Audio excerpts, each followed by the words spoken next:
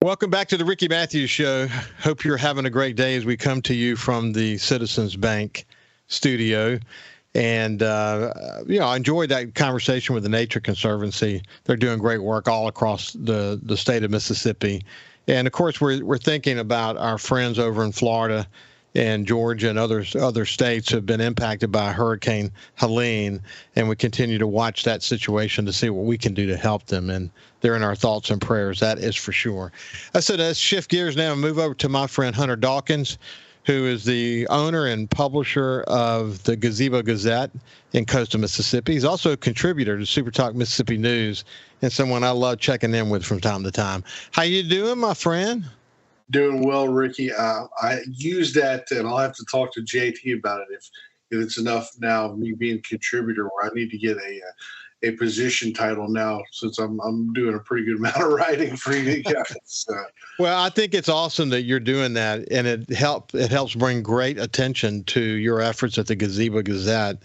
And it's being in the newspaper business has never been easy. No, there was a time when ads were coming in over the transom and all of that. But the truth is, to survive in the world that you're in today, this very hyper local world that you're in today, and have readers who really care about what's happening local, you have to serve their needs. And when you do, you can do well, and you've really kind of stood the test of time, and I congratulate you for that, Hunter. I thank you very much, sir. And it's definitely difficult, coming to terms with people's budgets and things like that, because I have my own budget, of course, as you know, and it's this time of year is obviously a tough time because trying to collect checks and doing all this and all that before the holidays as they come about, but it's as long as you keep moving forward, it's a work in progress. Yeah, it's a tough world, as I know well, especially when you own a small newspaper like you do, who has a great online presence, I might add. But I often refer to you like I do with Kyle. You're a jack of all trades. You have to be a CEO of a company. You have those fiduciary responsibilities. Then you have for a First Amendment obligation. You're trying to provide the information for citizens in your corner of the world that they can then decide for themselves how they want to respond to certain city challenges, et cetera. You've got you play a role in the community, to help build a better community. So you have to hit on a lot of cylinders to be a publisher in this world, don't you?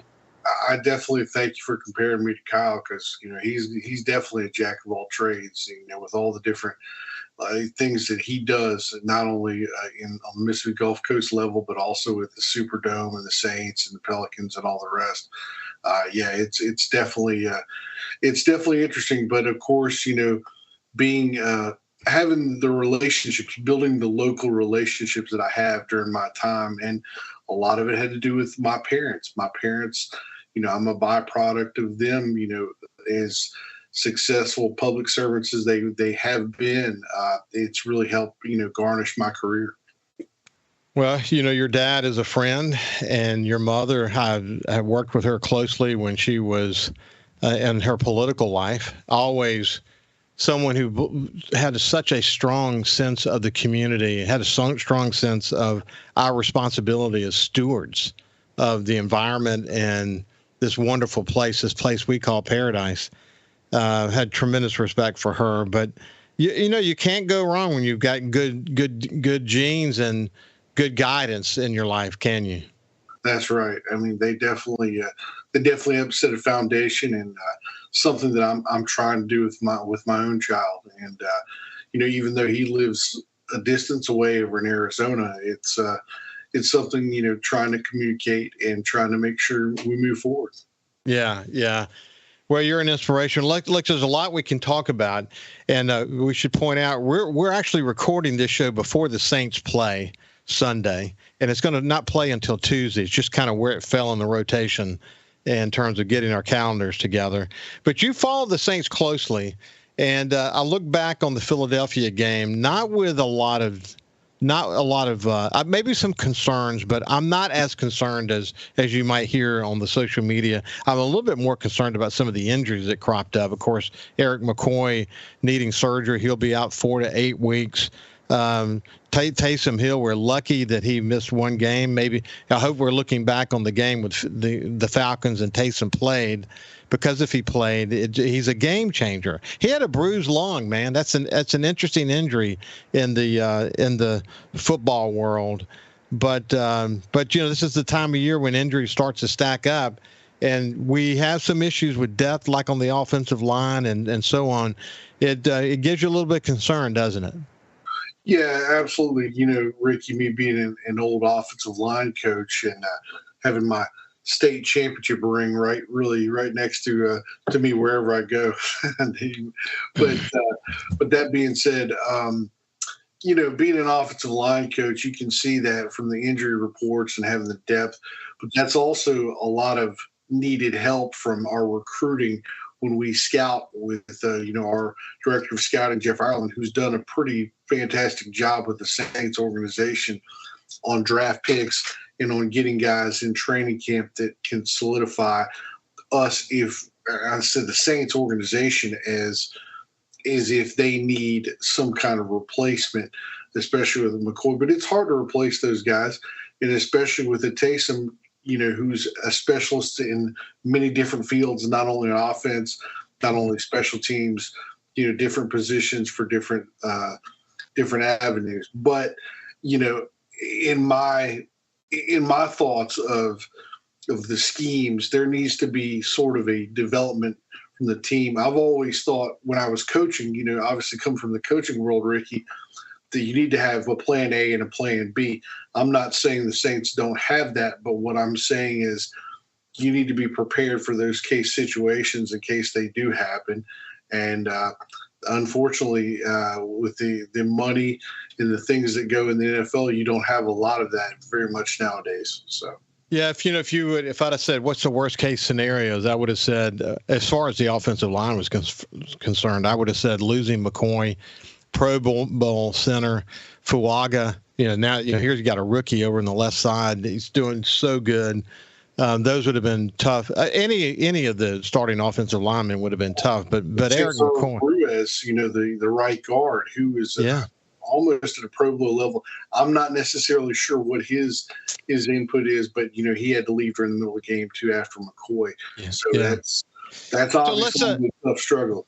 So let's talk a little bit. So we're looking. Okay, we're recording this before the Saints play, but I'll make you some. I may be totally wrong about this, but I'll make you some predictions. My prediction is that if they can fill the gaps on the offensive line, and if Taysom Hill comes back and plays, that they'll be able to open the playbook back up again. We'll see a little bit more of what we saw in the first 2 weeks. If you look back on the Philadelphia game, except for that one long run that Philadelphia had, the Saints defense did not play a bad game. I mean, they bent, but they didn't break, and they held the points down. If the offense could have just played, I think they were concerned about not having Taysom Hill, but then when they lost McCoy, it really changed the scheme in terms of pass protection and so on. And they just couldn't get it going. But at the same time, buddy, they played a tough defense. I mean, Philadelphia is a really good team. Let's remind ourselves they were in the Super Bowl last year. So and we almost beat them. We could 2 years ago. Yeah. So the reality is we almost beat them, and we could have beat them. It was so close. I think we match up better with Atlanta. I would agree with you from the line perspective, Ricky. I would certainly agree with you because, of course, the Eagles, their first round draft picks for the last 2 or 3 years have all been Georgia defensive linemen, and if you've seen in Georgia in the past 5 years, has been pretty successful, at least from the college rates. But that being said, we match up better in the line perspective against Atlanta. And because the Eagles had Saquon Barkley, who is one of the best running backs in the league, and he just kept pounding on from the defensive standpoint for the Saints. You're going to have a lot more evenly matched game. But then again, as we all start with the game of football, is always starts from the quarterback scenario. What type of quarterback is going to show up from Derek Carr's perspective, but also from Kirk Cousins' perspective? Kirk Cousins, who has been pretty successful against the Saints in his past history. That's not saying one thing leads to the other, but that is saying that, the Saints have to be able to manage the game schemes based on that. We'll get your prediction on the other side, and we'll continue to chat a little bit about Southern Miss and what's happening there. And I want to talk about the division of Pass Christian as it relates to the seawall and some other topics that are out there as we continue after this break with my friend Hunter Dawkins. We'll see you after this. Welcome back to the Ricky Matthews Show from the Citizens Bank Studio. I have Hunter Dawkins from the Gazebo Gazette, a SuperTalk Mississippi News contributor. And remember now, we're recording this show just because of how it fell on the calendar and being able to get our calendars in sync before the Saints play. But I made a prediction. I'll make the prediction that the Saints are going to win a relatively close game. And I may be totally wrong about that by now. By the time this show airs, that game will have been behind us. But what do you think we're going to be looking back on when this show airs, Hunter? Well, Ricky, I certainly agree with you from the perspective of if everything goes how the plan is for the New Orleans Saints organization, then the Saints should be successful coming out at the end because their games that have been close have always ended in favor.